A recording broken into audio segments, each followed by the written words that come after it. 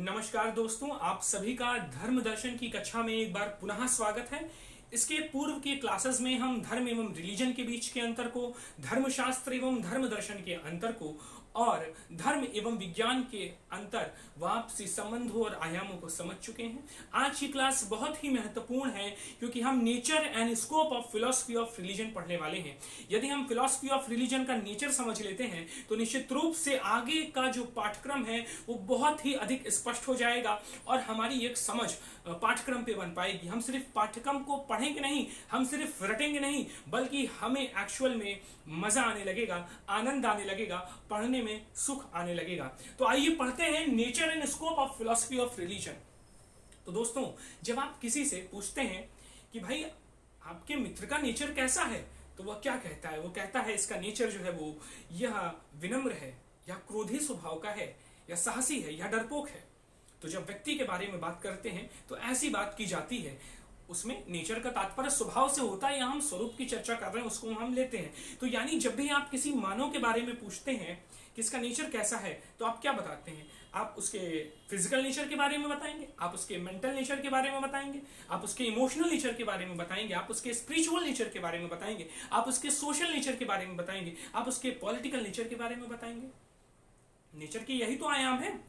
अच्छा, एक दूसरा उदाहरण लेते हैं। आपके सामने एक मेज रखी हुई है और आप कहते हैं भाई इस मेज का नेचर क्या है? तो व्यक्ति होगा वो कहेगा ये लकड़ी का है, कास्ट वुड, इसका नेचर लकड़ी का है। यदि प्लास्टिक की होगी तो आप कहेंगे कि इसका नेचर प्लास्टिक का है। यदि लोहे की होगी, स्टील की होगी, तो आप कहेंगे यार लोहे या स्टील की है। राजा महाराजाओं के यहाँ चांदी की होगी तो आप कहेंगे इसका नेचर चांदी का है।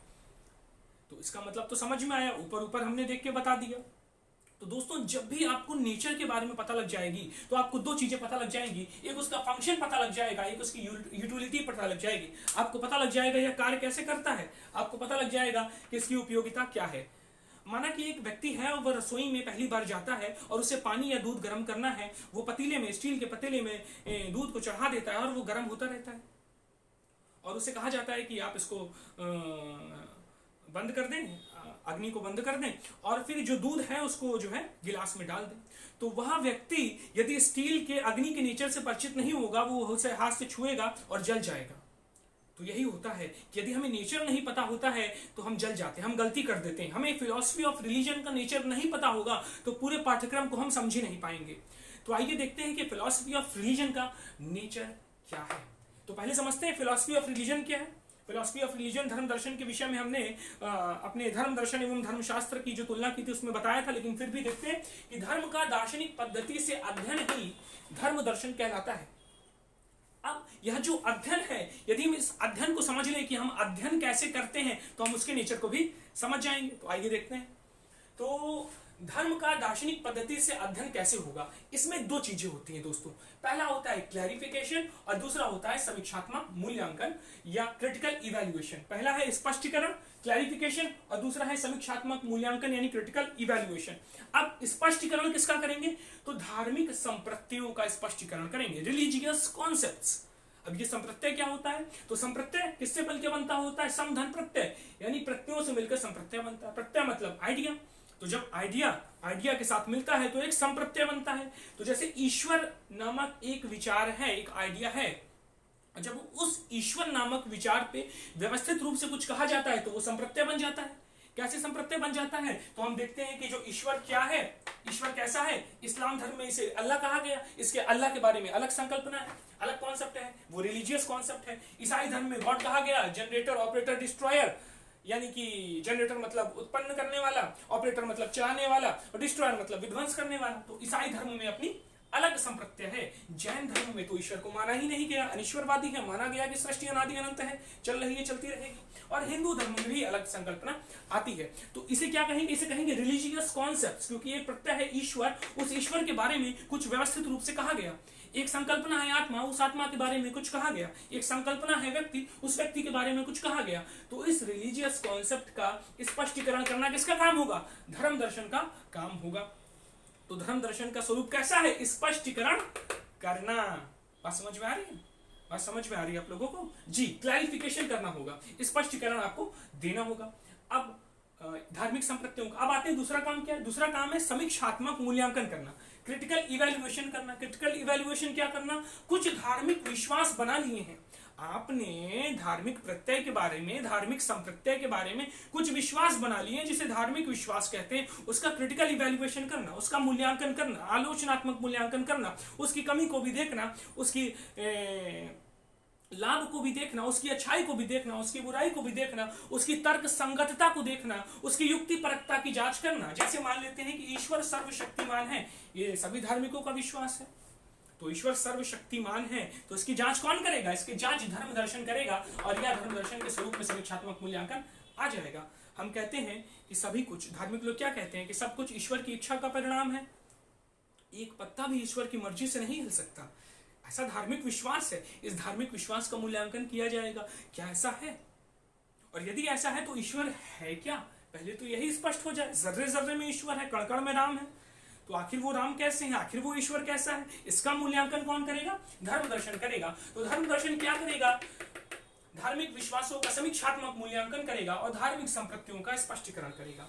अच्छा, इसके पूर्व एक चीज आवश्यक हो जाती है, वह क्या है, इसके पूर्व धार्मिक तथ्यों का अध्ययन करना पड़ता है। भाई धार्मिक संप्रत्यय आपको कहां से मिलेगा, भाई धार्मिक विश्वास आपको कहां से मिलेगा, तो आप अध्ययन करेंगे ना, तो आपको धार्मिक तथ्यों का अध्ययन करना पड़ेगा ना, तो हम धार्मिक तथ्यों का अध्ययन करेंगे, स्टडी ऑफ रिलीजियस फैक्ट्स।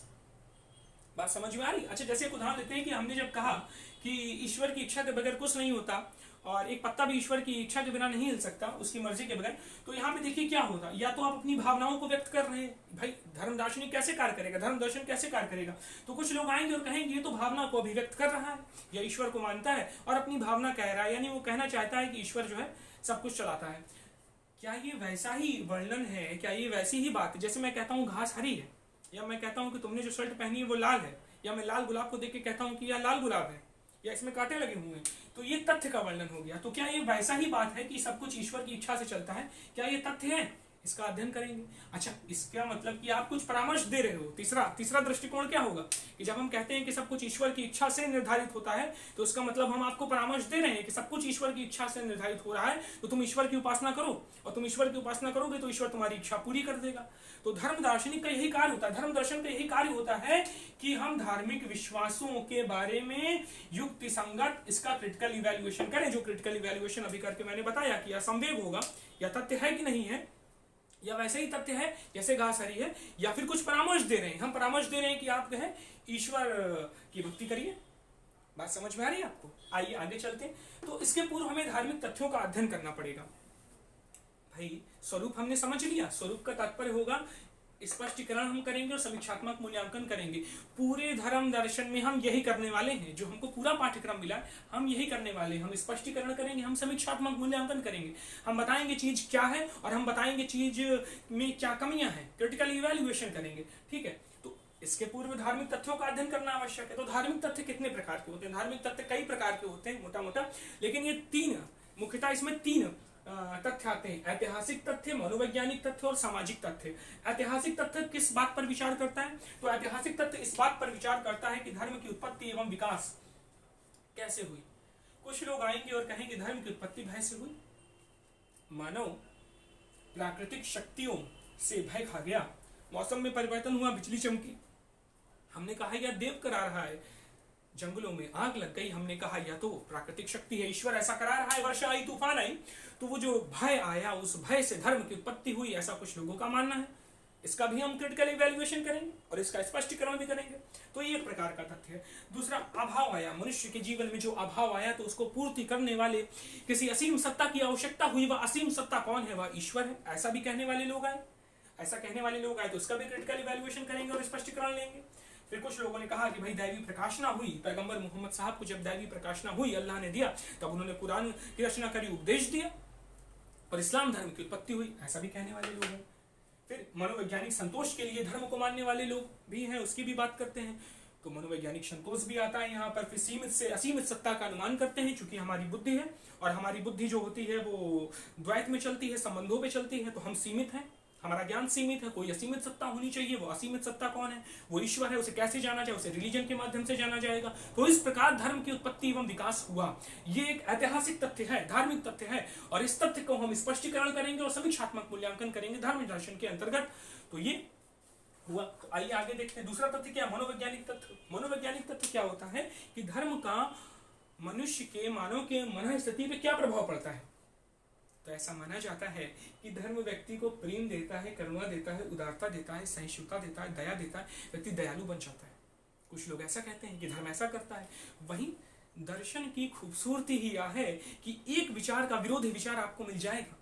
दूसरे लोग कहते हैं नहीं, जो धर्म होता है ना, रिलीजन जो होता है, वो फिदाइन बनाता है, वो आतंकवादी बनाता है, वो हूर की बात करता है, वो जन्नत की बात करता है। मध्य एशिया में जो कुछ भी हो रहा है, इराक, ईरान, तुर्की, सीरिया, लेबनान में, वो धर्म के आधार पे हो रहा है, वो उसकी गलत व्याख्या के आधार पे हो रहा है। तो कुछ लोग आएंगे और वो कहेंगे कि रिलीजन जो है वो लड़ाई कराता, वो हिंसा कराता। हम इसका भी मूल्यांकन करेंगे। तीसरा, आप देखिए कार्ल मार्क्स क्या कहता है। कार्ल मार्क्स कहता है कि धर्म गरीबों का अफीम है। गरीबों का अफीम क्यों है? क्योंकि वह गरीबों को कहता है यह तुम्हारी नियति है, यह तुम्हारा भाग्य है कि तुम गरीब ही रहो। तो यदि रिलीजन ऐसा कहता है तो निश्चित रूप से यह अफीम है, क्योंकि वह कर्म करने के लिए प्रेरणा नहीं देता। वो शोषण सहने के लिए आपको तैयार करता है, शोषण को स्वीकारता बढ़ाता है, इसलिए धर्म अफीम है। तो हम ये कहते हैं कि धर्म जो है वो अफीम है। कौन कहता है? मार्क्स कहता है। तो हम इसका भी क्रिटिकल इवैल्यूएशन करेंगे और देखेंगे उसका देश काल परिस्थिति और उस संदर्भ में क्या मार्क्स ने जो कहा वो सही था या गलत था। फिर फ्रायड आते हैं, सिगमंड फ्रायड। सिगमंड फ्रायड एक महान मनोवैज्ञानिक है। उन्होंने कहा कि धर्म जो है वो मनोव्याधि है। ऐसी भी परिचर्चा हमें मिल रही है। तीसरा फायरबाख आते हैं, और फायरबाख तो कहते हैं कि रिलीजन मात्र और मात्र कल्पना है। मानव के मस्तिष्क की कल्पना ही रिलीजन है, रिलीजन वास्तव में है ही नहीं। अब बात समझ रहे हैं? बात समझ में आ रही है? अब जी मरे आते हैं कि भैया धर्म को परिभाषित नहीं किया जा सकता, इसे परिभाषित करने की कोशिश आप ना करें। हालांकि रिलीजन की कई प्रकार की परिभाषाएं की गई हैं। तो इस प्रकार की जो चर्चा मिलती है वो मनोवैज्ञानिक तथ्य में आती है, या इसका हम रिलीजन की इस प्रकार से व्याख्या होती है, इसका भी हम स्पष्टीकरण करेंगे और इसका भी हम समीक्षात्मक मूल्यांकन करेंगे। आइए सामाजिक तथ्य देखते हैं। तो धर्म का समाज पर पड़ने वाला प्रभाव क्या है? तो धर्म का समाज पर जो प्रभाव पड़ता है वो सामाजिक तथ्य होता है। तो जो धर्म है, जो रिलीजन है, ये विचारों को स्वतंत्रता भी देता है और विचारों को बंधनों में बांध भी लेता है। यही कारण है कि मध्यकाल में दर्शन की जो स्वरूप था, जो उत्पत्ति थी, या जो कुछ भी दर्शन था वो उतना विकसित नहीं था। इसीलिए हम उसे अंधकार का युग कहते हैं। यूरोप के मध्यकाल को अंधकार का युग कहा जाता है। ब्रूनो को जिंदा जला दिया जाता है, गैलीलियो को कमरे में बंद कर दिया जाता है और कहा जाता है कि अपनी मान्यताएं बदलो, क्योंकि तुम्हारी मान्यताएं ईसाई धर्म में जो लिखा हुआ है उसके विरुद्ध है। आप बात समझ रहे हो? तो धर्म का समाज पर क्या प्रभाव पड़ रहा है, व्यक्ति के विचार पर क्या प्रभाव पड़ रहा है, राजनीति पर क्या प्रभाव पड़ रहा है। शासन प्रणाली तो उसी से बनेगी ना। धर्म तंत्र जो आता है, ये खलीफा का शासन होगा या पोप का शासन होगा या चर्च का शासन होगा, तो ये धर्म का ही तो प्रभाव है। तो उसे धर्म दर्शन में तो ही अध्ययन किया जाएगा, उसका स्पष्टीकरण किया जाएगा, उसका क्रिटिकल इवैल्यूएशन किया जाएगा। साहित्य कैसा होगा, आपको क्या अधिकार मिलेंगे, आपके क्या कर्तव्य होंगे, अब आप समझ रहे हैं? आपकी जीवन पद्धति कैसे होगी, युद्ध होगा कि शांति होगी, ये सब कुछ धर्म निर्धारित करने लगा। जी, तो अब आप समझ रहे हैं? हम सामाजिक तथ्य में इसकी बात करेंगे कि युद्ध होगी कि शांति होगी, ये धर्म डिसाइड किया है। यूरोप में कई सारे युद्ध हुए हैं और सैमुअल पी हंटिंगटन की हम बात जानते हैं कि वो कहते हैं कि अगला जो विश्व युद्ध होगा क्लैश ऑफ सिविलाइजेशन के अंतर्गत, वह इस्लाम और ईसाई धर्म के मध्य होगा। तो ये हमने देखा कि धर्म दर्शन का स्वरूप होता है, स्वरूप के अंतर्गत ही वो सब चीज़ों को क्लैरिफाई करेगा, क्लैरिफिकेशन देगा, स्पष्टीकरण करेगा और समीक्षात्मक मूल्यांकन करेगा, और इतने प्रकार के तथ्य होते हैं। अब हम लोग आ जाते हैं धर्म दर्शन का क्षेत्र क्या है। धर्म दर्शन का क्षेत्र क्या है? तो धर्म दर्शन के क्षेत्र का मतलब है कि इसके अध्ययन की विषय वस्तु क्या क्या है। हम धर्म दर्शन में क्या क्या अध्ययन करेंगे, यानी धर्मशास्त्र में जो कहा गया है, धार्मिक व्यक्ति द्वारा जो कहा गया है, किसी उपदेशक द्वारा जो क्या कहा गया, कुछ भी कहा गया है, उस पर यदि आप तार्किक और अर्थपूर्ण प्रश्न उठाते हो तो वो सब कुछ धर्म दर्शन का क्षेत्र बन जाएगा। ध्यान रखने वाली बात है मित्रों, दोस्तों, कि तार्किक और अर्थपूर्ण प्रश्न होना चाहिए। यानी कि धर्मशास्त्र, कुरान, बाइबल, गीता, वेद, जैन अवस्था, गुरु ग्रंथ साहब, परिशिष्ट पर्वन, बौद्ध साहित्य, कोई भी धार्मिक साहित्य ले लो आप, उस पर यदि आप तार्किक और अर्थपूर्ण प्रश्न उठा रहे हो तो वह तार्किक और अर्थपूर्ण प्रश्न धर्म दर्शन का क्षेत्र है। आप इसकी चर्चा कर सकते हो, चाहे वो धार्मिक व्यक्ति हो, चाहे उसका उपदेशक की बात पे भी आप ऐसा कर सकते हो। तो धर्म दार्शनिक के कथनों पर भी प्रश्न उठाना व दार्शनिक विवेचन करना। तो आप अच्छा, सिर्फ आप उपदेशक की बात नहीं, धार्मिक व्यक्ति की बात नहीं, यहां तक कि आप धर्म दार्शनिक ने जो कहा उसकी बात को भी उठा सकते हो, प्रश्न कर सकते हो, दार्शनिक विवेचन कर सकते हो, वो भी धर्म दर्शन का क्षेत्र होगा। यानी जॉन हिक जो एक महान धर्म दार्शनिक है, उनकी बात पर भी आप प्रश्न उठा सकते हो, रुडोल्फ आटो की बात पर प्रश्न उठा सकते हो, एक्विनास एंसेलम जो मध्ययुगीन धर्म दार्शनिक है उनकी बात पर प्रश्न उठा सकते हो, या किसी समकालीन कथावाचक और पोप को भी ले सकते हैं आप कोई भी समकालीन कथावाचक और पोप की बात को लीजिए, उस पर तार्किक और अर्थपूर्ण प्रश्न उठाइए, तो वो धर्म दर्शन का क्षेत्र बन जाएगा। तो ये होता है धर्म दर्शन का क्षेत्र। तो आइए देखते हैं इसके उदाहरण। तो पहला क्या है कि धर्म, रिलीजन, आध्यात्म आदि के स्वरूप का संबंध। तो धर्म क्या है, रिलीजन क्या है, इनका आपस में संबंध क्या है, आध्यात्म इनसे कैसे जुड़ा हुआ है, धर्म के अंतर्गत क्या क्या विषय वस्तु आती है, आखिर धर्मों की मूल बात क्या है। यह मूल बात हिंसा की है, लड़ाई की है, या प्रेम सद्भाव की है। यदि प्रेम सद्भाव की होती है तो धार्मिक परिवर्तन क्यों किया जाता है, आखिर ये धार्मिक सहिष्णुता क्या है, सर्वधर्म संभाव कैसे आएगा, ये क्या है। तो इसकी चर्चा कौन करेगा, इसकी चर्चा धर्म दर्शन करेगा, धर्म दर्शन के क्षेत्र में आ जाएगा। फिर धार्मिक अनुभव तथा धार्मिक क्रियाएं क्या है। धार्मिक अनुभव में हमें अनुभव हुआ तो रहस्यवादी अनुभव जिसे अभिव्यक्त नहीं किया जा सकता, उसका स्वरूप क्या है। परंपरा, रीति रिवाज जो उपासना है उसकी प्रकृति क्या है, उसका स्वरूप क्या है, उसकी विशेषता क्या है। धर्म की उत्पत्ति एवं विकास कैसे हुआ, कितने चरणों में हुआ, इस पर क्या क्या कहा, ये सब धर्म दर्शन का क्षेत्र है। फिर ईश्वर क्या है, ईश्वर क्या है, क्या ईश्वर जगत में रहता है, ईश्वर जगत के बाहर रहता है, या ऐसा है कि ईश्वर जगत की रचना करके हट जाता है, या ईश्वर जर्रे जर्रे में है। आखिर ये बात क्या है, ईश्वर और जगत के बस संबंध क्या है, जगत कैसा है, ये भौतिक परमाणुओं से मिलकर बना है कि चेतन परमाणुओं से मिलकर बना है, इसमें कार्य कैसे होता है। आत्मा क्या होती है, आत्मा अमर होती है कि नहीं होती है, आत्मा की अमरता के लिए क्या तर्क दिए गए हैं, आत्मा की अमरता को मानना क्यों आवश्यक है, क्यों इमैनुअल कांट नैतिकता की पूर्व मान्यता के लिए आत्मा की अमरता को स्वीकार कर लेता है। अशुभ की समस्या क्या है, यदि ईश्वर सर्वशक्तिमान है, दयालु है, तो जगत में अशुभ क्यों है, दुख क्यों है। क्यों एक बालक का जन्म जब होता है तो वो अपंग पैदा होता है, पूर्व जन्म होता है कि नहीं होता है। धार्मिक ज्ञान क्या है, क्या धार्मिक ज्ञान वैसा ही है जैसे विज्ञान का ज्ञान है, इसका स्वरूप क्या है, ये कितने प्रकार से होता है, क्या इसे वैसे ही प्रमाणित कर किया जा सकता है जैसे विज्ञान के तथ्यों को प्रमाणित किया जा सकता है, क्या है ना, उसमें क्या भिन्नता है। धार्मिक भाषा क्या है, कोई कथन कब सार्थक है कब निरर्थक है। आपने कहा कि ईश्वर शक्तिमान है, इसका क्या मतलब है। ईश्वर मेरी मदद करेगा, जब तुम ईश्वर को सच्चे मन से पुकारोगे तो ईश्वर तुम्हारी मदद करेगा। ये धार्मिक कथन है। इस कथन का तात्पर्य क्या है, ये सब अध्ययन हम कहाँ करेंगे, धर्म दर्शन में करेंगे, सब धर्म दर्शन के क्षेत्र में आता है। तो हमने देखा कि धर्म दर्शन का स्वरूप क्या है और धर्म दर्शन का क्षेत्र क्या है।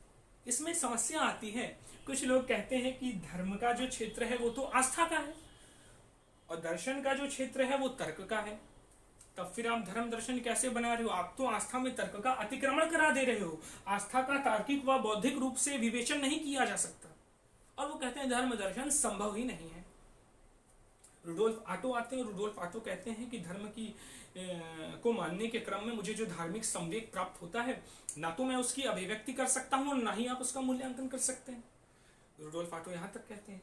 विलियम ओकम आते हैं, ओकम रेजर, वो कहते हैं कि भाई धर्म की सत्यता या असत्यता का निर्धारण आप नहीं कर सकते हो, क्योंकि तर्क की जो गति होती है वो अनुभव तक सीमित होती है, वो इंद्रिय जगत तक सीमित होती है तर्क की गति, और जो धर्म है वो अतीन्द्रिय जगत से संबंधित है, तो तर्क पहुंच ही नहीं पाता। जब तर्क पहुंच ही नहीं पा रहा है तो आप विश्लेषण कैसे करोगे, आप स्पष्टीकरण कैसे करोगे, आप समीक्षात्मक मूल्यांकन कैसे करोगे, विलियम ओकम कहते हैं।